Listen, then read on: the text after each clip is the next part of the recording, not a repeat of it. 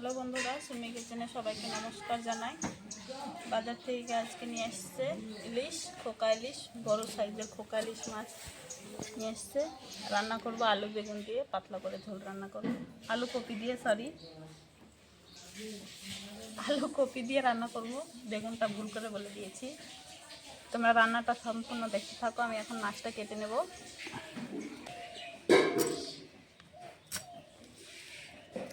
মাছগুলো আমি কেটে নিচ্ছি।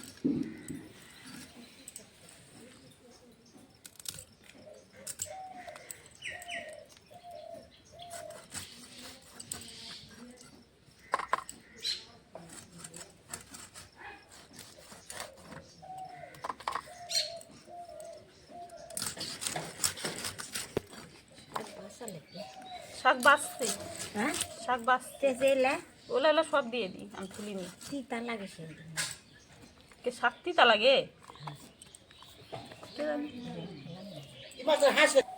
আমার সম্পূর্ণ মাছ কাটা হয়ে গেছে, এখন ধুয়ে নেব। আমার সম্পূর্ণ মাছ ধোয়া হয়ে গেছে, ভালো করে ধুয়ে নিয়েছি। এখন মাছটা মেখে ভেজে নেব। দিয়ে দেবো স্বাদ মতো নুন, হলুদ গুঁড়ো দিয়ে ভালো করে মেখে ভেজে নেব মাছটা। মাছটা মেখে নেব ভালো করে।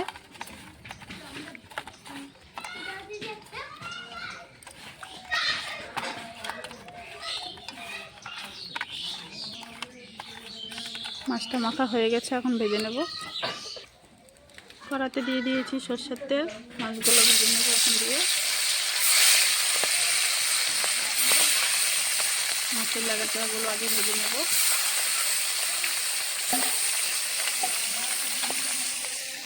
মুড়োগুলো পরে ভেজে নেব।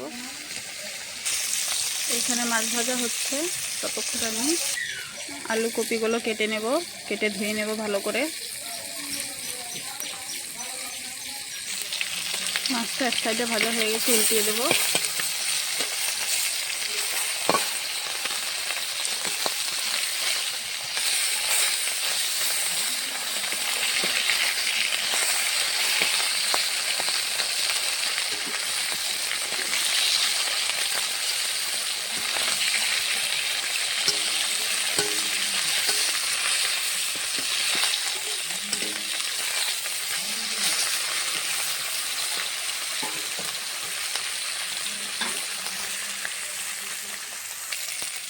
মাছগুলো আমার ভাজা হয়ে গেছে, নামিয়ে নেব। এভাবে লাল লাল করে ভেজে নিয়েছি।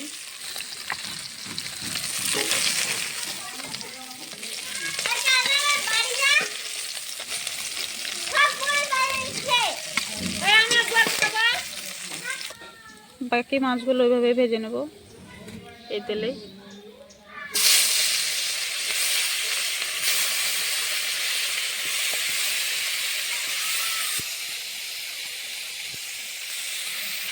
আমি এদিকে আলু কপিটা কেটে ধুয়ে নিয়েছি ভালো করে।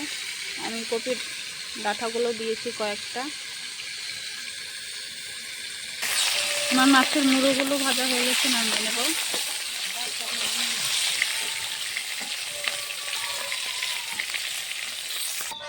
সম্পূর্ণ মাছ ভাজাগুলো হয়ে গেছে, এখন আমি মাছ ভাজা তেলে ধুয়ে রাখা কপিগুলো ভেজে দেব।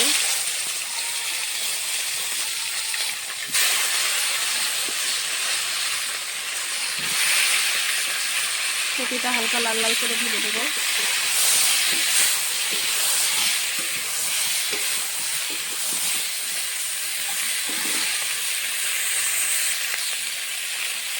কপির মধ্যে দিয়ে দেবো স্বাদ মতো নুন, সামান্য একটু হলুদ গুঁড়ো দিয়ে কপিটা ভালো করে ভেজে নেব।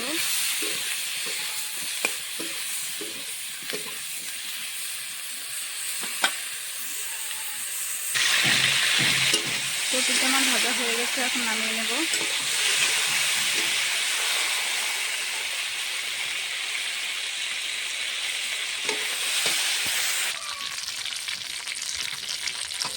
আমার এখানে কপিটা ভাজা হয়ে গেছে, নামিয়ে নিয়েছি। এখন আমি ফোড়ন দিয়ে একবার আলুটা ভেজে নেব। ফোড়নে দিয়ে দেবো জিরে, তেজপাতা,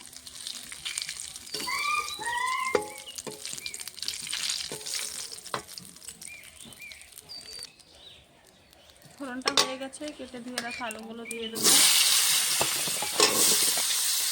কয়েকটা কপি ডাকা দিয়েছি, দিয়ে দেবো।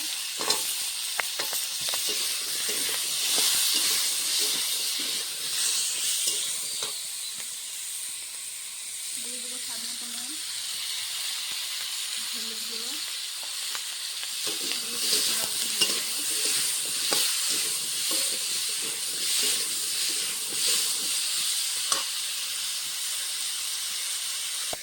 আমি মিক্সারে মশলা বেটে নেব। দিয়ে দিয়েছি একটু জল, দিয়ে দেবো আদা, কাঁচা লঙ্কা,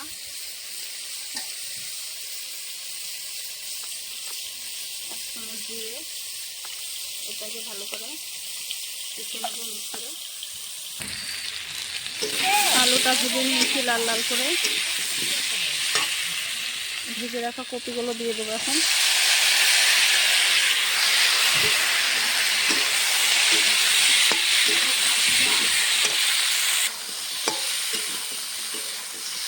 আলু কপি ভালো করে ভেজে নিয়েছি, আদা কাঁচা লঙ্কা দিয়ে একসঙ্গে বাটা দিয়ে দেবো।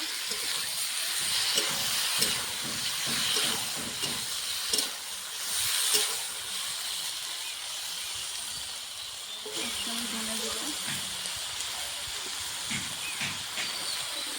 লঙ্কা দেবো। ভালো করে এখন আলু কপির সঙ্গে মশলাটা কষিয়ে নেব।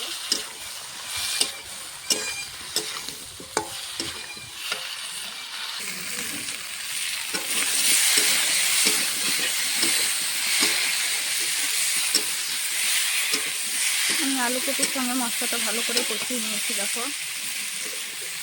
জল দিয়ে দেবো।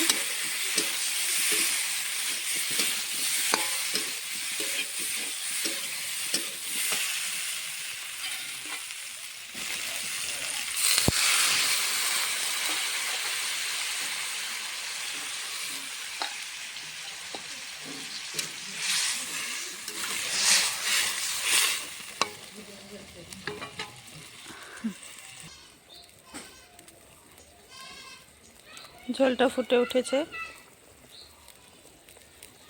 ভেজে রাখা মাছগুলো দিয়ে দেব।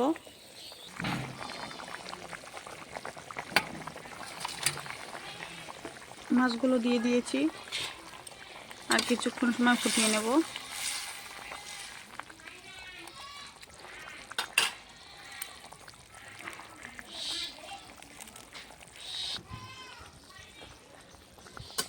মাছটা দিয়ে কিছুক্ষণ ফুটিয়ে নিয়েছি, গরম মশলার গুঁড়ো দিয়ে নামিয়ে নেব। দিয়ে দেবো গরম মশলা,